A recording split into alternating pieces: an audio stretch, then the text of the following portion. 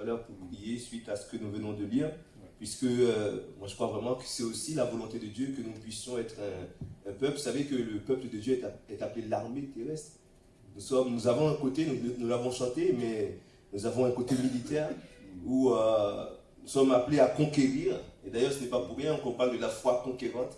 Ce n'est pas juste une foi comme ça qui est là et qui aime le confort, non. C'est une foi qui ne reste pas vraiment dans les sentiers battus, une foi vraiment qui nous pousse à aller de l'avant, une foi qui nous fait entrer vraiment dans le pays que Dieu a promis.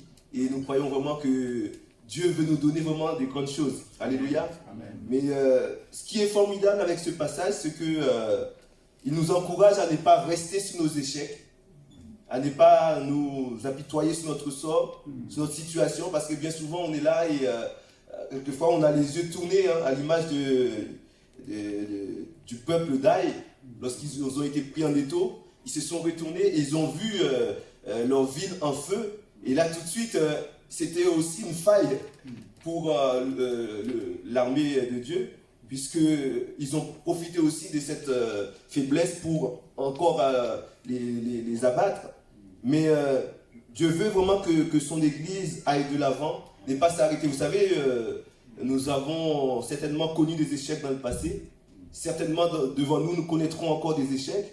Mais Dieu veut vraiment nous amener plus loin, que nous puissions être à l'image de ce peuple. C'est aussi un exemple pour nous, chrétiens d'aujourd'hui. Être vraiment un peuple conquérant, qui ne se laisse pas abattre par une situation, qui se relève. Et ce passage, on voit il y a plusieurs intervenants, plusieurs étapes. C'est déjà, moi je pense à un entonnoir ou un triangle. Il y a d'abord le point de départ, et c'est le premier mot, l'Éternel. C'est Dieu qui d'abord s'adresse à Josué, et qui va l'encourager, qui va en quelque sorte ranimer cette flamme dans son cœur pour repartir. Peut-être qu'il était complètement abattu, on l'a dit tout à l'heure, mais Dieu va vraiment au travers de sa parole, et c'est encore là la puissance de la parole de Dieu. Je crois qu'on fait bien vraiment de passer du temps devant lui, parce que à l'écoute de la parole de Dieu, Dieu ranime notre cœur, Dieu ranime notre foi, parce que c'est ce qui va nous permettre vraiment de nous lever et d'aller de l'avant, de remporter des victoires. Dieu va encourager, comme il sait le faire Josué, et à partir de ce moment-là, donc tout le peuple va être encouragé. Voir la technique de Dieu quand même. C'est lui qui a placé les hommes, les dirigeants, les leaders. Et ce modèle-là, ça a été copié par ce monde, le modèle militaire. Parce que Dieu a placé des dirigeants, ensuite il a placé des personnes pour l'aider, et puis il y a vraiment une stratégie de la part de Dieu qui a été récupérée par d'autres. Et ensuite, c'est Josué qui va encourager le peuple. Vous voyez la distribution, on va dire en quelque sorte. Dieu va travailler Josué, va toucher son cœur, et Josué va aussi mobiliser le peuple, et le peuple va se lever et va accomplir l'œuvre de Dieu. Il y a un chemin de Dieu. Il y a un chemin dans ce texte, et on voit vraiment que Dieu est tout puissant. Évidemment, on est obligé de découper ce passage. Je crois qu'il y a plusieurs axes de méditation. J'en prends un, mais on pourrait prendre d'autres. Je pourrais vous citer tout à l'heure d'autres exemples. Mais premièrement, on voit que Dieu encourage Josué et il donne le signal. On ne sait pas combien de temps a duré cette période entre l'échec de la première fois de l'armée à Haï et la deuxième fois où ils vont retenter.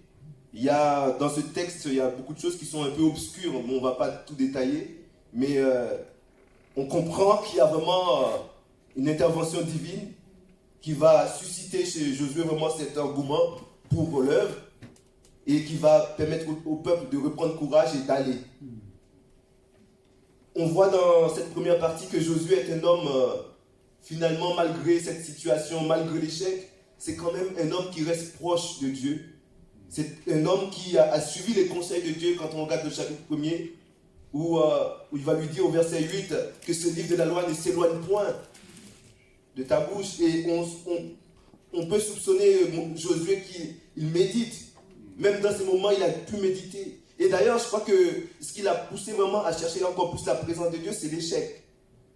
Puisqu'il ne s'attendait pas à avoir un tel échec. Et ça a dû vraiment le pousser à se poser des questions. Mais pourquoi ? Parce qu'il se rappelait des promesses du Seigneur, des promesses de victoire. Et il n'a pas compris pourquoi il y a eu cet échec. Et je crois que pour nous aussi, on pourrait aussi, dans les moments de difficulté, dans les moments où tout est fermé, ou d'opposition, à nous aussi de nous poser les questions, à nous de discerner notre situation. Oui. Est-ce que cette situation vient d'une faute que j'aurais pu faire? Est-ce que Dieu ferme la porte? Est-ce que c'est la volonté de Dieu pour faire encore éclater sa gloire? Non, je crois qu'à nous aussi de nous poser les questions lorsqu'on passe par des échecs, lorsqu'on passe par des difficultés, lorsque peut-être on sent qu'on est dans un moment où on est au creux de la vague. On peut se poser des questions. Parce que je crois que c'est là aussi, Dieu veut aussi que nous puissions méditer, chercher vraiment à connaître sa volonté. Et cette situation nous révèle que Josué a gardé la parole de Dieu et vraiment été un homme selon le cœur de Dieu.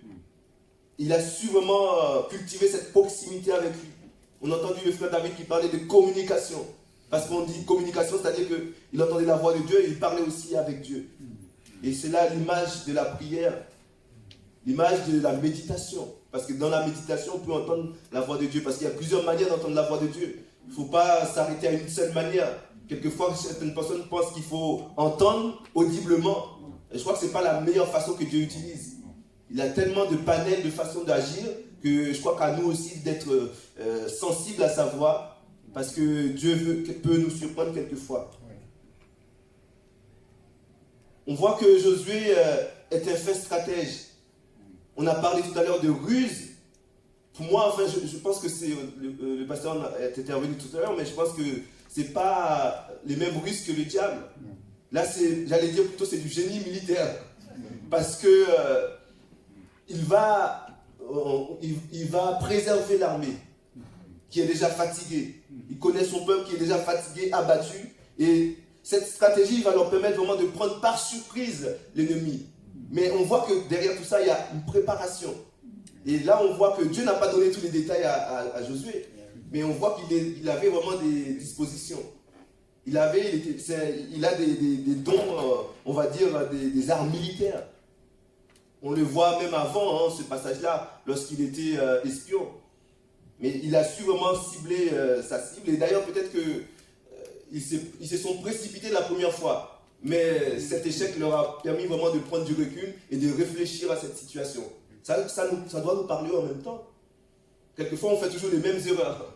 Mais à nous aussi de nous arrêter quelquefois, de réfléchir à notre situation, qu'est-ce qui a provoqué cet échec, et qu'on puisse aussi analyser vraiment ce qui est pour nous un combat, ce qui est pour nous notre ennemi, pour pouvoir vraiment le vaincre de la meilleure des façons.